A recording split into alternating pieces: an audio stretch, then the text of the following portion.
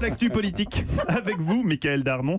Selon un sondage paru hier, 18 mois après l'élection présidentielle et malgré l'impopularité d'Emmanuel Macron, c'est la grande panne au sein de l'opposition. Personne ne s'impose aux yeux des Français et pourtant la planète de la gauche est en effervescence. Et oui, voici venu le temps de la gauche microscope. 3% des Français estiment que le PS est un opposant crédible à Emmanuel Macron. Mais dans cet infiniment petit, il faut savoir qu'il y a une vie, assez active même. Des mouvements sont en train de s'organiser autour d'une plateforme citoyenne marquée à gauche et en dehors du PS pour ses molécules politiques. La plus visible ces jours-ci est celle de l'intellectuel Raphaël Glucksmann. Il est en train de s'organiser avec d'autres personnalités dans la sphère des écologistes notamment. Donc il faut s'attendre à ce qu'il fasse parler d'eux de ces prochains jours. Problème, au-delà de l'enthousiasme et de la ferveur, comment être efficace? Car on a vu à quel point à gauche, on donne tout pour contredire le proverbe « l'union fait la force ». Or, à l'heure actuelle, ni le PS, ni Génération Hamon ne se trouvent dans la capacité, il faut savoir, de proposer une tête de liste pour les européennes. Et chez Benoît Hamon, on a même fait appel à des candidatures spontanées, c'est dire.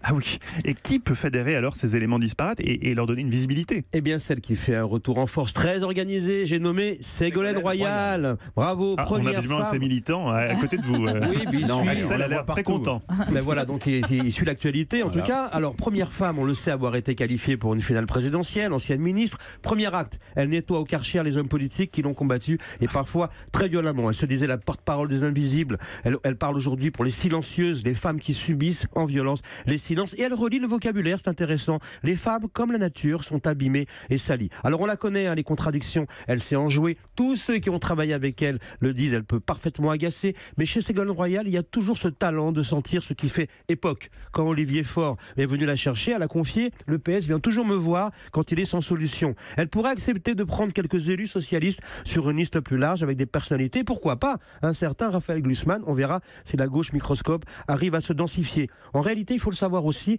elle n'a pas très envie, Ségolène Royal, de devenir députée européenne. L'essentiel est de continuer à exister et à se réinventer, parce que la politique, avec sa tragédie permanente, c'est sa vie, parce que sa formule préférée, c'est toujours remonter sur le cheval. Lassée d'être la reine des neiges, Ségolène Royal devient princesse des circonstances.